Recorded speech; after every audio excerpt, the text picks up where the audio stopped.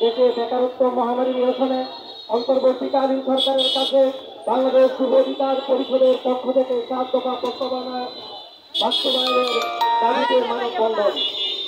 দয়া নয় কর্ম চাই, বাঁচার মতো বাঁচতে চাই। আজকে আমাদের যুবক ভাইয়েরা এই উক্তিটিকে মনে ধারণ করে নিয়েছে। এ কারণে যে বাংলাদেশে বিগত যে সমস্ত সরকারের আমল চলে গিয়েছে, সেই সমস্ত সরকারের আমলে বাংলাদেশের যুবকরা চাকরি পায় নাই। তো এমনকি এই চাকরি না পাওয়ার কারণে বাংলাদেশের যুবকরা অনেকে আত্মহত্যা পর্যন্ত করেছে।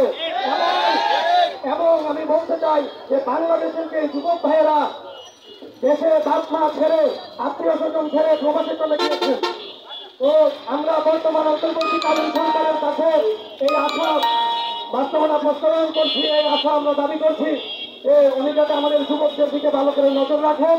এবং আমরা বাংলাদেশ যুব অধিকার পরিষদের পক্ষ থেকে আজকের 7 দফা প্রস্তাবনা বাস্তবায়নের দাবিতে যে এসেছি, এ ব্যাপারে আপনারা সবাই ধন্যবাদ জানাবেন আমাদের। আপনাদের সবাইকে ধন্যবাদ। এবং আমাদের এখানে যে উপস্থিত সাংবাদিক ভাইরা আছে, এই সাংবাদিক ভাইদেরকে আমরা অসংখ্য ধন্যবাদ জানাচ্ছি, যারা আমাদেরকে অনেকক্ষণ সময় দিয়েছেন এবং আপনাদের মূল্যবান এই সময় নষ্ট করার জন্য আমরা আপনাদেরকে অসংখ্য ধন্যবাদ জানাচ্ছি। আজকের চলতেছে, তো এটা শেষ কোথায় তা আমরা বলতে পারতেছি না। যে সরকার আছে সবাই বলে যে বেকারত্বের জন্য কর্মসংস্থানের ব্যবস্থা করে দেবে, কিন্তু আমরা কিছুই দেখতে পাচ্ছি না। প্রতি বছরই লাখ লাখ শিক্ষার্থীরা বের হয়, কিন্তু তাদের জন্য কিন্তু কর্মসংস্থানের কোনো সুযোগ নেই। এই সুযোগের ব্যবস্থা সরকারকে অবশ্যই করে দেওয়া উচিত। তো আমরা দেখতে পাচ্ছি প্রবাসীদের নিয়ে এখানে আমাদের দাবি আছে। তো এখানে অনেক প্রবাসী ভাই অনেক কষ্ট করে টাকা পয়সা ঋণ করে বিদেশে যায়। তো যেখানে সৌদি আরব যেতে লাগে 1,60,000, সেখানে 4 লাখ 5 লাখ টাকা পেয়ে যায়।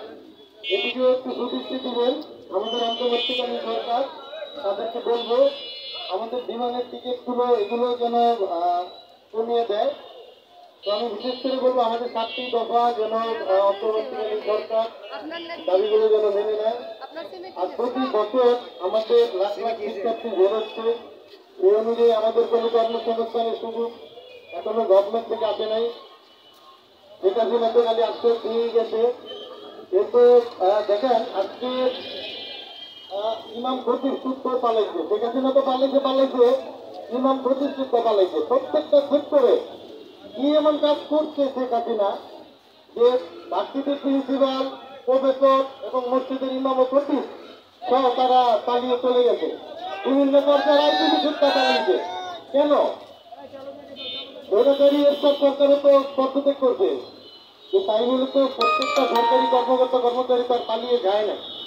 তো আমরা প্রত্যেকটা সেক্টরই সে ধ্বংস করে গেছে। তো সবাইকে বলবো ঐক্যবদ্ধ হয়ে আমাদের কাজ করা উচিত। বাংলাদেশ থেকে আমরা যারা যুবক আছি তাদেরকে বলবো ঐক্যবদ্ধ হয়ে কাজ করতে হবে আমাদের।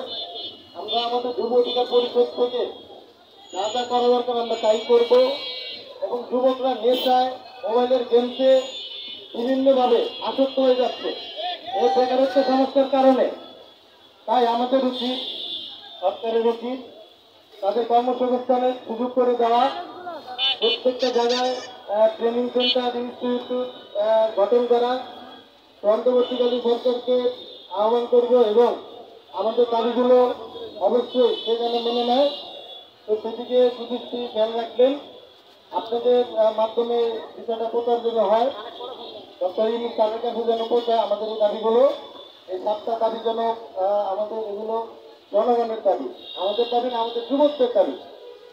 তো প্রত্যেকটা বেকার ছেলের পরিবারে 4-5 জন লোক থাকে। অনেক শিক্ষিত বেকার ছেলেরা রাস্তায় ঘুরতেছে, কেউ অটো চালাচ্ছে, কেউ গাড়ি চালাচ্ছে। তাই বলবো কর্মসংস্থানের সুযোগ করে দেওয়া।